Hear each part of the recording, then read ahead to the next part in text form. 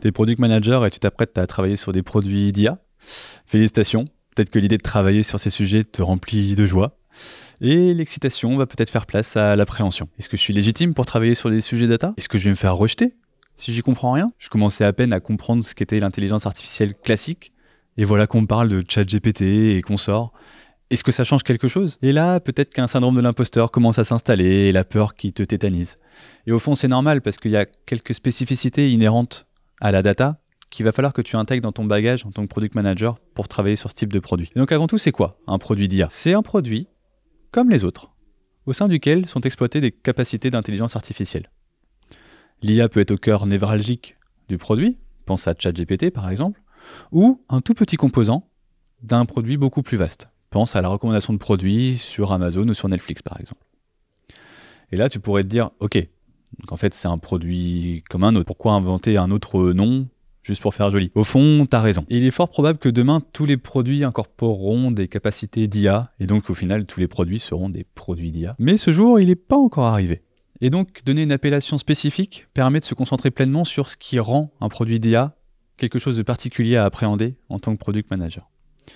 Et donc, ce sera l'objet des prochaines vidéos, où on abordera des problématiques comme la collaboration entre les équipes data et équipes produits, ou la manière d'appliquer une démarche produit aux spécificités de l'IA. Le but, c'est de te permettre en tant que PM de démêler le vrai du faux, et te donner le bagage essentiel pour que tu puisses collaborer efficacement avec des équipes data. Et cependant, n'oublie pas une chose, les bonnes pratiques des product management s'appliqueront toujours, quoi qu'il arrive.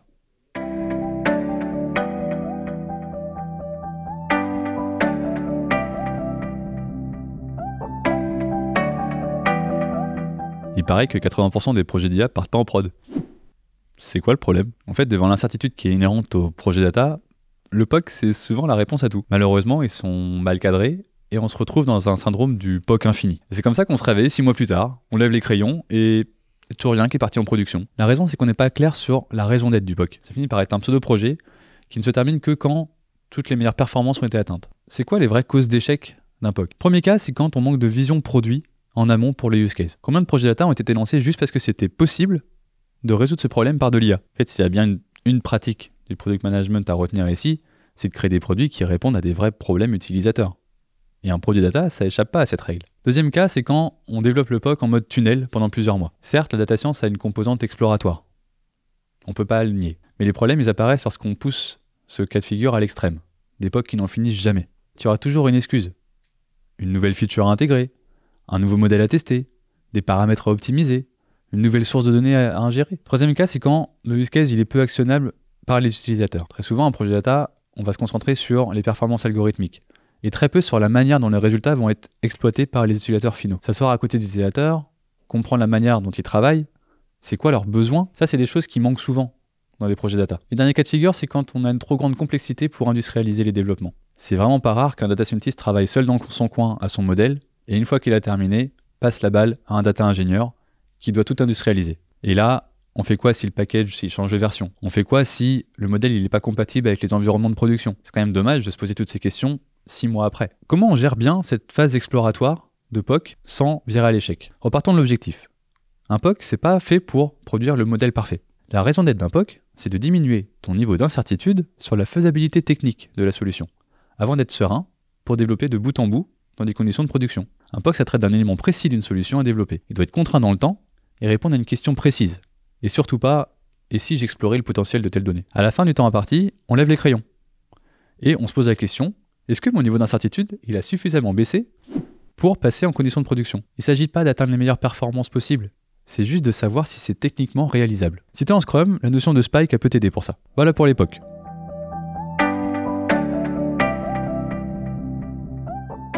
Maintenant que tu es plus alerte sur certains problèmes qui sont liés à l'aspect exploratoire de la donnée, il est grand temps de se lancer dans la création d'un produit d'IA à proprement parler. Et là, il y a un nouveau piège qui te tend les bras. C'est un piège classique d'un mindset projet plutôt que d'un mindset produit. Typiquement, un membre de l'équipe marketing va débarquer et te dire « il me faut un dashboard ». Et c'est parti, on crée un dashboard sans poser de questions. Ou alors il y a le CEO directement qui va déclarer « il me faut absolument de l'IA dans mon produit ». Et c'est parti, on crée un chatbot.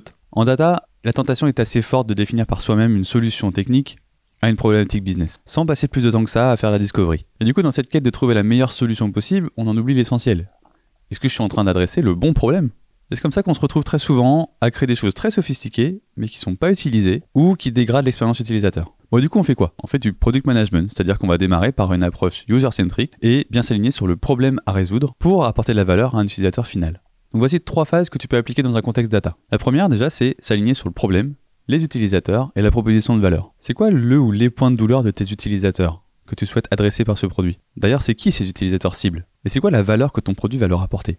Deuxième phase, c'est définir des métriques et identifier les sources de données et les risques qui sont associés. Typiquement, c'est quoi les indicateurs qui vont définir la performance de ton produit? Et là, ce qui est important, c'est de ne pas t'en tenir qu'à des métriques techniques de type accuracy. Il va falloir les traduire en impact business. Et de quelles données tu as besoin? C'est quoi leur qualité? C'est quoi leur fraîcheur? Est-ce qu'elles ont été validées? Est-ce qu'elles sont disponibles déjà?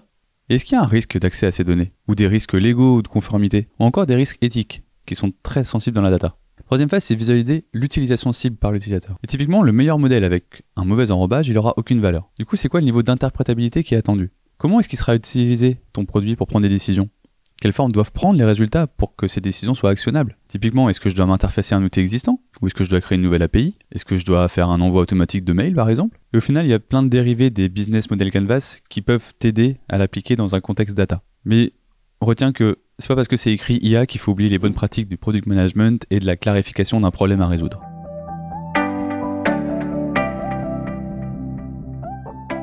Bon, alors là, il est temps de casser quelques mythes. Non, une équipe avec uniquement des data scientists, c'est pas suffisant pour créer un produit d'IA. Et non, avoir des data scientists qui créent leur modèle puis qui passent la balle à des data ingénieurs qui doivent tout industrialiser, c'est pas une bonne pratique. Et non, t'as pas besoin d'avoir un data scientist, un ML engineer, un analytics engineer, un data engineer, un data architect, un data ops, un platform engineer dans ton équipe pour faire en sorte que ça marche. En fait, ce que tu dois chercher, c'est avoir une équipe qui soit représentative de toutes les compétences nécessaires pour créer un produit de bout en bout. Et plusieurs de ces compétences peuvent être gérées par une même personne.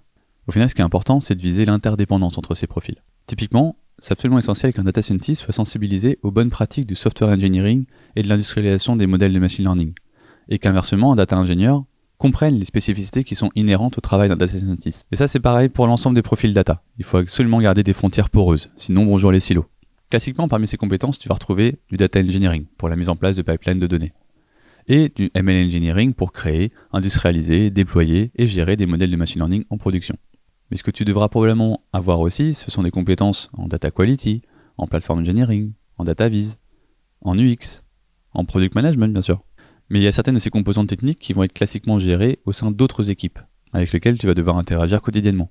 Donc c'est pour ça qu'il vaut mieux parler de compétences clés plutôt que de profils, car une même personne pourra porter plusieurs de ces casquettes. Et c'est pas pour rien qu'on parle plus aujourd'hui de ML engineer, donc à la frontière entre le data scientist et data engineer, plutôt que de data scientist. Une fois que l'équipe est en place, il est possible de gérer son produit d'IA comme on gère un logiciel. Et les bonnes pratiques de software engineering doivent s'appliquer à la data.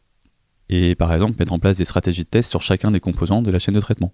C'est pas parce qu'il y a des spécificités au monde de la data qu'il faut oublier les acquis de nombreuses années en termes de software engineering.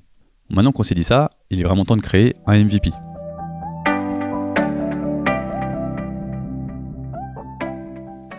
En tant que PM, ton job c'est de convaincre l'équipe qu'un modèle de machine learning n'a aucune valeur en soi. Et c'est son utilisation en production et en réponse à une problématique utilisateur concrète qui est le plus important.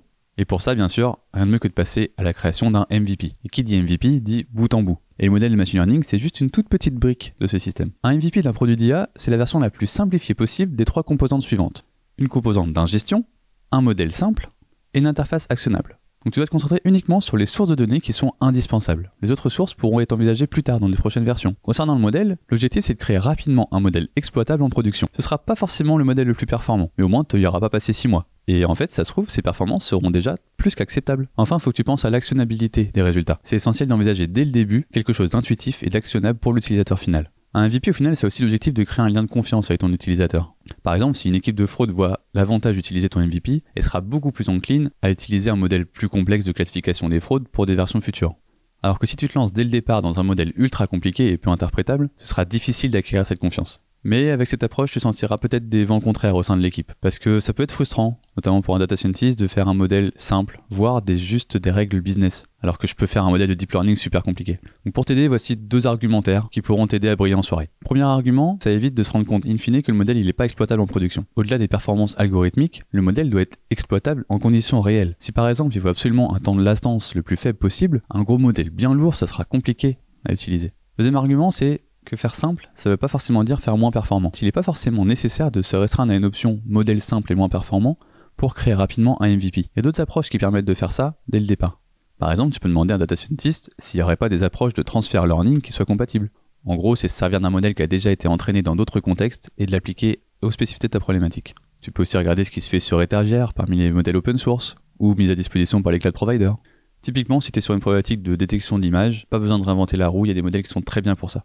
Au final, avoir rapidement un MVP de bout en bout implémenté en production, ça te permet de te poser les bonnes questions sur tes prochaines priorités du produit. Et là, surprise, c'est pas forcément sur l'amélioration des performances du modèle que tu vas devoir te concentrer.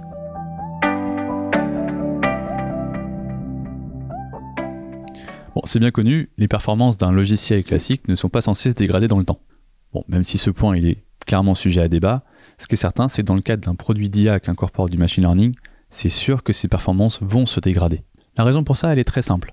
C'est qu'un modèle qui a été déployé en production, il a été entraîné sur un jeu de données spécifique. Mais ces données, elles continuent d'évoluer dans le temps, parce qu'elles sont le reflet des comportements de tes utilisateurs qui peuvent changer.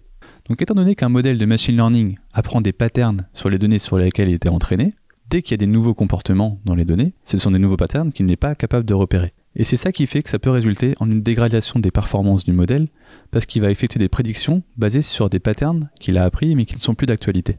On parle alors de drift. Il est donc absolument essentiel dans un produit d'IA de penser à réentraîner un modèle de machine learning régulièrement sur des nouvelles données afin de coller au mieux à la réalité. Mais pour savoir si les performances baissent et à quelle vitesse, encore faut-il les monitorer. Donc le monitoring des performances d'un modèle, c'est quelque chose de clé dans un produit d'IA. Il faut vraiment que tu y sois attentif. C'est ça qui va te permettre de savoir si tu dois déclencher un réentraînement ou non. Et s'il peut sembler faisable de gérer un ou plusieurs modèles manuellement pour les suivre en production, ça devient complètement impossible lorsque tu as plusieurs dizaines de modèles à gérer en production. Donc c'est dans ce cadre de la gestion des modèles de machine learning production à l'échelle que tu vas entendre parler de MLOps. Comme tu t'en doutes vu le nom, MLOps c'est un dérivé du DevOps. Il est classique de dire que le DevOps a pour but de casser le mur qui sépare les équipes de dev des équipes d'opération. Et bien dans le MLOps, le but c'est de casser non pas un mais deux murs, celui qui va séparer les équipes de data science et les équipes de dev, et les équipes de dev des équipes d'opération. Donc là il va falloir faire communiquer encore plus d'interlocuteurs qui ont des backgrounds complètement différents. Et là toi ton rôle en tant que PM il est absolument crucial. L'objectif du MLOps c'est de faire en sorte que le déploiement et la gestion des modèles de machine learning en production se fassent de la manière la plus simple, fiable et automatisée que possible. Donc parmi les grands enjeux du MLOps, tu vas retrouver classiquement la reproductibilité des expériences en data science, la mise en production et le déploiement des modèles de machine learning, le monitoring de ces modèles, mais aussi la gestion du cycle de vie des modèles, même au-delà de la mise en production. Au final, au-delà de la technique, l'un des piliers du DevOps, c'est de favoriser une meilleure collaboration entre les différents interlocuteurs et acteurs d'un produit logiciel. Et bien c'est la même chose pour le MLOps, sauf avec peut-être encore plus d'interlocuteurs qui ont des backgrounds et des intérêts différents. Donc maintenant que c'est tout ça, il va être temps de construire l'ensemble de ta roadmap produit pour ce produit d'IA.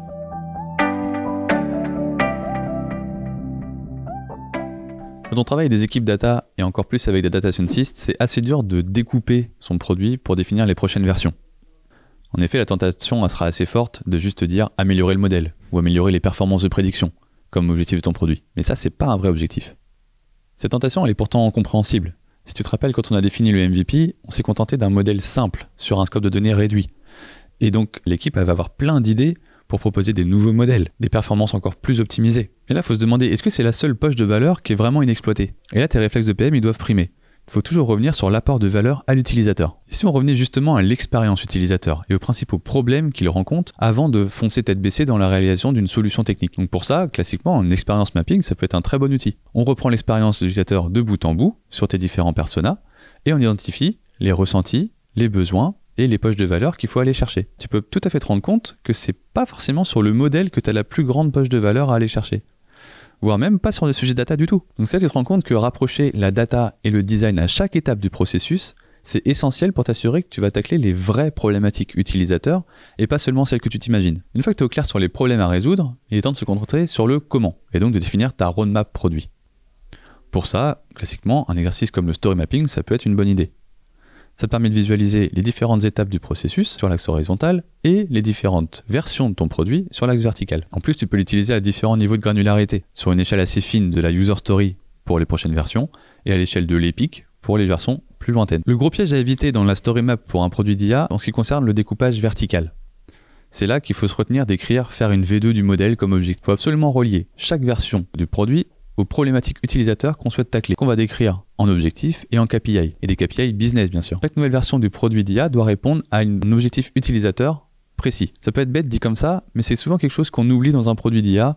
On va foncer tête baissée dans une solution d'amélioration du modèle juste parce que c'est techniquement possible. Et oublie pas, au final, la story map, comme l'expérience map ou même le business canvas dont on a parlé tout à l'heure, c'est des outils évolutifs que tu dois faire évoluer au fur et à mesure des feedbacks que tu reçois et des problématiques utilisateurs que tu cherches à résoudre. D'ailleurs, n'hésite pas à les afficher en grand pour qu'ils soient visibles à toute l'équipe pour qu'on puisse s'y référer à n'importe quel moment. Lorsqu'on a la tête dans le guidon, c'est souvent facile d'oublier pourquoi est-ce qu'on fait telle ou telle solution technique et à quelle problématique utilisateur on est en train de répondre. Donc maintenant que tu sais tout ça, il est temps de tacler un autre problématique d'un produit d'IA qui va être la gestion des biais et des discriminations.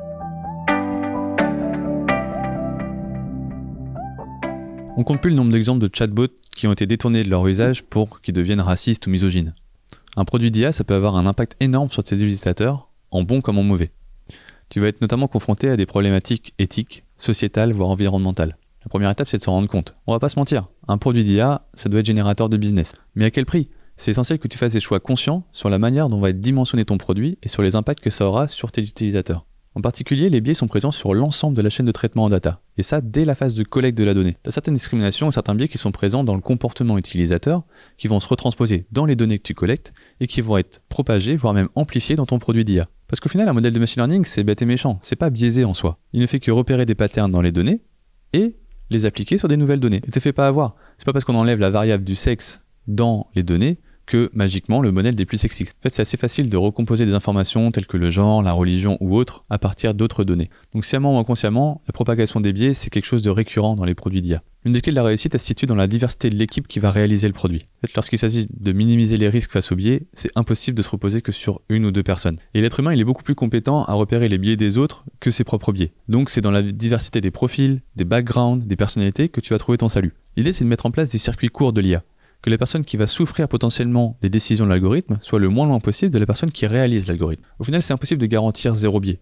Par contre, tu peux garantir zéro biais connu. En plus des biais, si ton produit d'IA est à destination d'un public extérieur, il peut être soumis à un certain nombre d'attaques que tu vas devoir anticiper. Des exemples d'attaques, c'est des tentatives de reverse engineering, des tentatives d'extraction d'informations individuelles provenant des données d'entraînement, des tentatives de vérification de la présence d'un individu dans tes sources de données, voire même des attaques à partir de données synthétiques pour manipuler les résultats de l'algorithme. Donc plutôt que de penser que tes utilisateurs vont utiliser le produit comme tu le pensais, c'est important de repérer quelles sont les manières détournées dont tu vas pouvoir utiliser le produit. Et donc d'adopter une position de security by design. En tant que PM d'un produit d'IA, tu vas devoir envisager la possibilité de devoir débrancher le modèle ou de revenir à une version précédente. Au final, retiens que l'adage garbage in, garbage out, elle s'applique aussi en IA. Et on pourrait même dire discrimination in, discrimination out.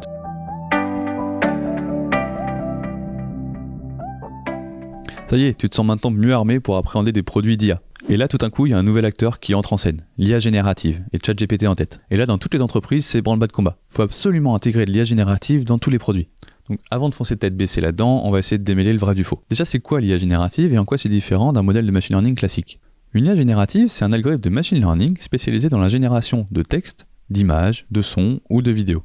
C'est donc un modèle de machine learning classique, sauf que, en général, il a été entraîné sur une quantité démentielle de données, typiquement tout Internet. Et du coup, c'est probablement pas l'intérêt de ton entreprise de créer ces modèles depuis zéro. T'as ni les données, ni l'infrastructure, ni les compétences, ou encore le budget pour faire ça de bout en bout. Ce sur quoi tu peux en revanche te concentrer, c'est sur la spécialisation de ce type de modèle à tes propres données et sur tes propres tâches. L'autre particularité, c'est la manière dont on interagit avec une IA générative. En fait, tu vas donner en entrée de ce type de modèle des phrases en langage naturel, qu'on appelle des prompts, dans lesquels tu vas décrire au mieux ton contexte, ainsi que le type de résultat que tu veux obtenir. Et ça change de travail de données tabulaire. Ce qu'il faut comprendre, c'est que l'IA générative, c'est pas tant une révolution technique qu'une révolution de design. Pour la première fois, le grand public il peut interagir directement avec une IA qui n'est pas cachée subtilement dans un produit. Donc au final, c'est un gros changement dans l'expérience utilisateur. Donc face à cette courbe d'adoption éclair de choses comme ChatGPT, les besoins utilisateurs peuvent changer. Et c'est pour ça que les entreprises, ils s'intéressent énormément au sujet. L'IA générative, elle fait partie de ces changements majeurs qui viennent casser le classique triptyque, le produit qui définit le besoin, le design qui le met en forme et l'engineering qui le réalise. Là, c'est une innovation qu'on peut qualifier de disruptive et qui va bousculer les besoins utilisateurs. Alors du coup, à quel endroit l'IA générative peut s'incorporer dans le produit ? Classiquement, dans un produit, il y a 3 types de features. Les features must-have, typiquement la sécurité dans une application mobile, donc ça, il faut absolument les intégrer. Les features de performance qui augmentent la satisfaction utilisateur au fur et à mesure que ces features sont incorporées. Et les delighters. Ce sont des features qui n'ont pas forcément besoin d'être là, mais lorsqu'elles sont là, ça procure une vraie satisfaction. Aujourd'hui, il y a beaucoup de features d'IA générative qui rentrent dans cette 3e catégorie.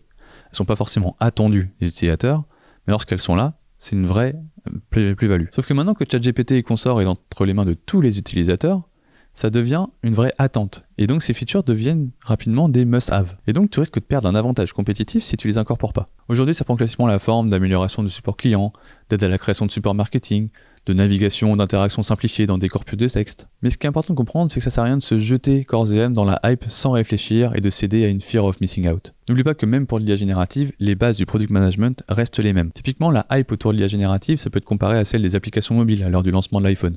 Tout le monde voulait son application, même si on n'avait rien à mettre dedans. Donc tu vas devoir faire des choix forts au moment de l'exploiter. En particulier celui du build versus buy. En fait, manager, créer et gérer l'infrastructure autour d'un modèle depuis chez soi, c'est quelque chose qui a un coût non négligeable. Donc au final, la hype autour de l'IA générative, elle est bien réelle. Mais les bases du product management restent absolument les mêmes.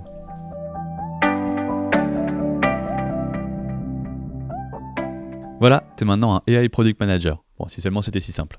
L'idée, c'était de donner un maximum de compréhension des spécificités de la data et de l'IA lorsque tu viens pas de ce monde-là, afin de créer des produits qui incorporent de l'IA. Maintenant, il va falloir se confronter à des cas réels. Et en tant que PM, tu as un rôle clé pour créer ce lien qui parfois manque cruellement entre la data et le business, voire même entre la data et les utilisateurs. Si tu veux creuser un peu plus ce sujet, tu peux retrouver plus de détails dans le livre Produits d'IA, Kit de survie pour Product Manager ambitieux, qui reprend plus en détail les éléments. Tu peux aussi le retrouver sur Amazon. J'espère qu'avec ça, tu te sentiras mieux armé pour relever ces nouveaux défis. Et maintenant, il n'y a plus qu'à. J'ai hâte de voir le type de produit d'IA que tu vas créer. À bientôt!